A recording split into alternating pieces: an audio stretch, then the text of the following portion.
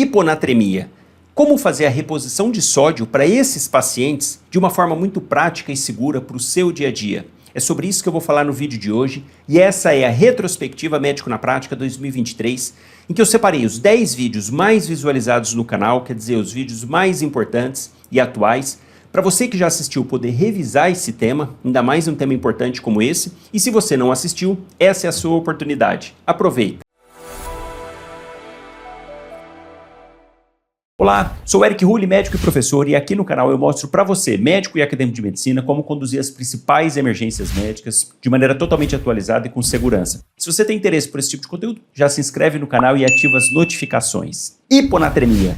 Esse é um dos distúrbios hidroeletrolíticos mais frequentes no dia a dia, que causa muita confusão, muita dúvida na hora de conduzir esses pacientes. E o paciente que chega realmente com hiponatremia grave, puxa, esse é aquele que a gente tem que ter uma atenção máxima e conduzir da melhor maneira possível, porque senão a nossa condução pode também trazer prejuízo para o paciente.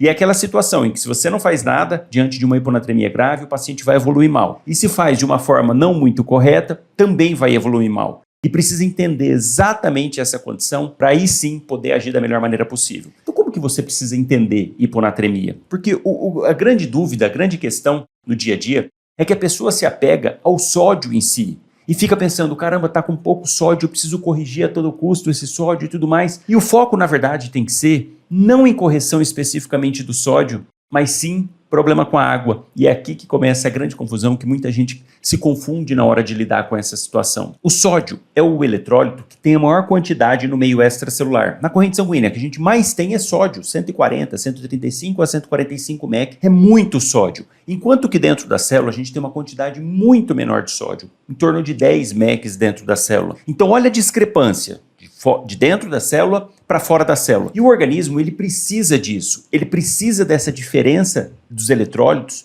para poder fazer o potencial de ação, principalmente para a condução de impulso elétrico nos neurônios e também para a contração de músculo. Então é extremamente importante essa diferença e o organismo gasta muita energia para isso, para manter essas diferenças. Olha um outro exemplo, o potássio. O potássio é o contrário. Tem uma quantidade muito pequena de potássio fora das células e dentro da célula uma quantidade muito maior de potássio. E quando você começa a entender que essa diferença é fundamental para a homeostase, você também percebe que essa quantidade de sódio fora da célula, sendo muito maior do que dentro da célula, se a gente tiver diferenças na quantidade de sódio no meio extracelular, em outras palavras, dentro do vaso sanguíneo, se tiver uma quantidade variável de sódio, o sódio em si não vai ser problema. Imagina a seguinte situação, eu tenho 140 mEq de sódio na corrente sanguínea. Imagina que isso daí caísse para 100 mEq na corrente sanguínea. Interferiria no movimento ali de potencial de ação para a célula? Não interferiria nada. Porque de 140 para 100, ainda assim eu tenho muita quantidade de sódio no meio extracelular, na corrente sanguínea. Então de 140 para 100, pro potencial de ação, não faz qualquer diferença. Aí já começa a dar um nó na sua cabeça. Você fica, peraí, mas como assim?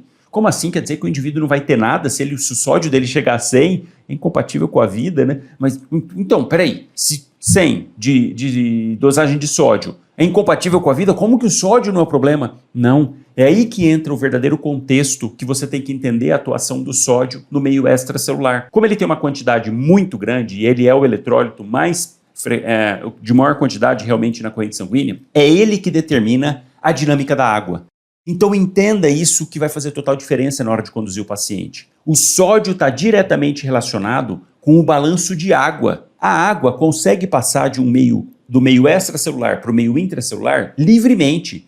Então a água ela passa por qualquer membrana. Já o sódio não, porque o organismo mantém essa diferença do meio intra para o meio extra. Então quando eu tenho variações do meio extracelular, que eu tenho a diminuição da quantidade de sódio, na verdade eu estou influenciando na dinâmica da água. Porque a água ela sempre tende a deixar as concentrações iguais. É a chamada osmose. A água passa livremente para tentar manter a quantidade de soluto igual em todos os meios. Se a gente soma todos os eletrólitos de dentro das células e todos os eletrólitos fora da célula, a quantidade é a mesma. Então, se eu tenho a mesma quantidade de eletrólito, praticamente vou ter a mesma quantidade de água proporcionalmente, na concentração. Quando eu estou no meio extracelular, diminuindo a quantidade de sódio, teoricamente aqui vai ficar com mais água proporcional. Eu vou ter mais água aqui fora do que dentro da célula, porque eu diminuí a quantidade de sódio. Então, qual é a tendência? A água sair do meio extracelular, entrando para as células, causando edema das células. Essa é a maior complicação que acontece, na verdade, na hiponatremia.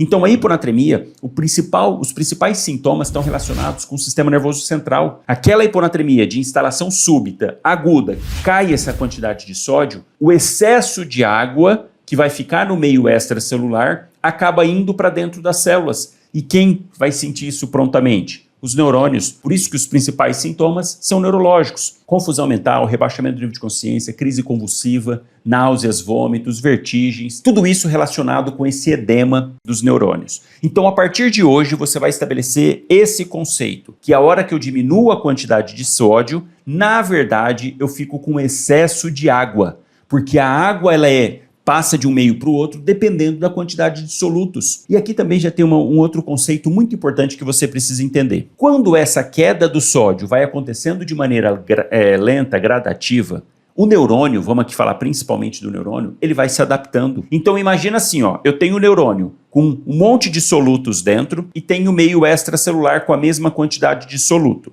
A água, então, passa livremente de um lado para o outro. De repente, no meio extracelular, começa a diminuir a quantidade de sódio. Começa a diminuir. O que o neurônio faz vendo essa situação? Começa a jogar para fora os seus osmólitos, as suas partículas de dentro, para compensar e deixar a mesma concentração.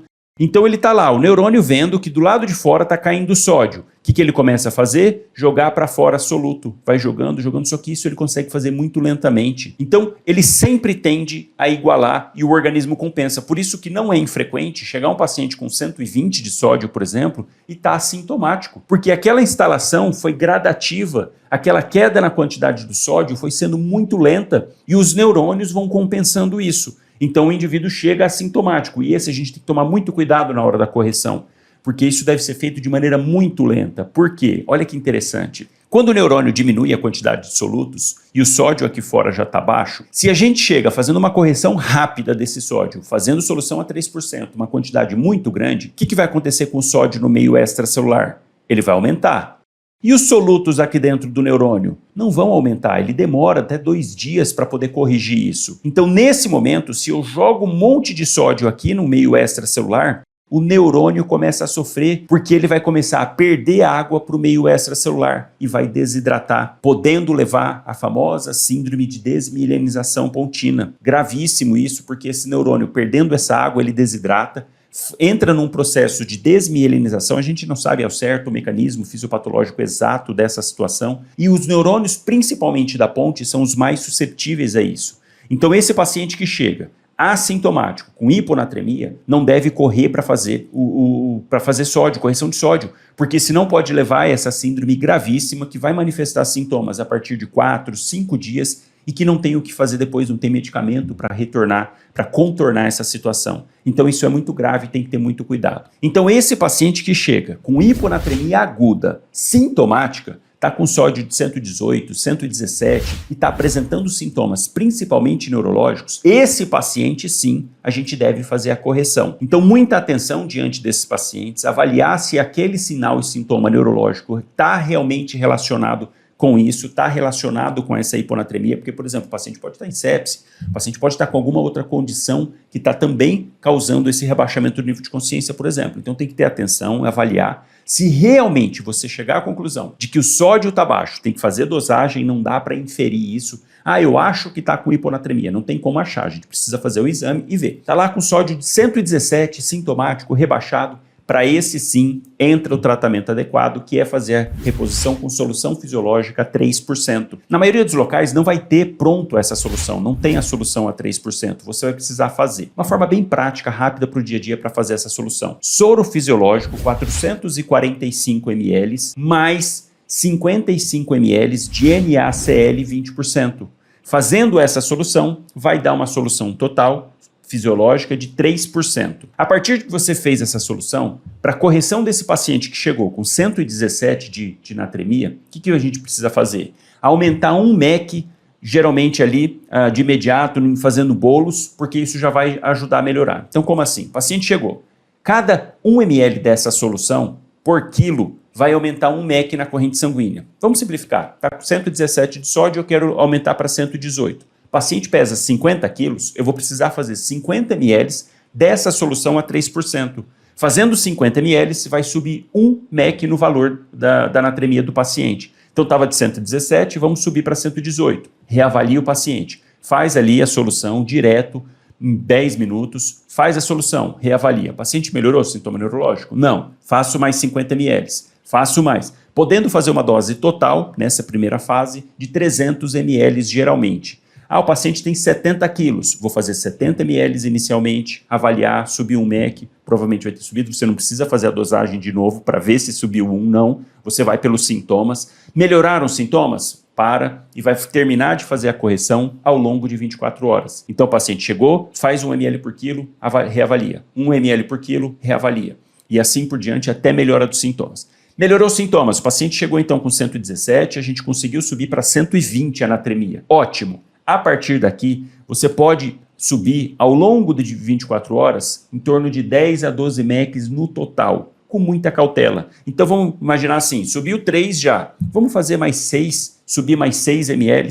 Imagina que o paciente, 6 mEq, desculpa, imagina que o paciente pese 100 quilos, para facilitar as contas. Ele chegou, estava com 117, fizemos 100 ml, não melhoraram os sintomas, faço mais 100 ml, não melhoraram, faço mais 100 ml, melhora.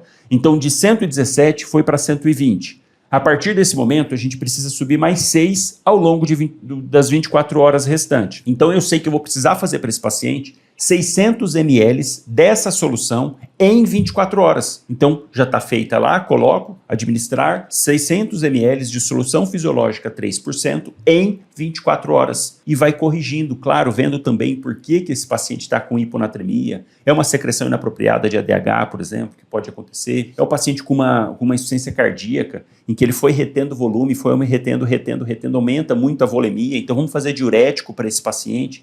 Enfim, vai fazendo a correção, mas também abordando as causas principais de hiponatremia. Mas eu tenho certeza que a partir de agora você tem uma visão um pouco mais simplificada sobre um tema que é complexo, é difícil, envolve química, mas que eu te trouxe aqui de uma forma bem objetiva, como que você vai fazer essa correção para o seu dia a dia de uma forma mais prática. E aproveite também, coloca aqui nos comentários quais outros distúrbios hidroeletrolíticos você se depara no dia a dia, você tem mais dificuldade, se é hipernatremia, hiponatremia ou hipercalemia, hipocalemia, porque assim eu vou vendo também e pensando até nos próximos vídeos para fazer sobre esse tipo de tema. E se você gostou, não esquece de compartilhar com seu amigo médico e acadêmico de medicina, que vai fazer muita diferença na vida dele e ele fazer a diferença na vida de muitos pacientes. Não esquece de dar o like, um grande abraço e nos vemos no próximo vídeo.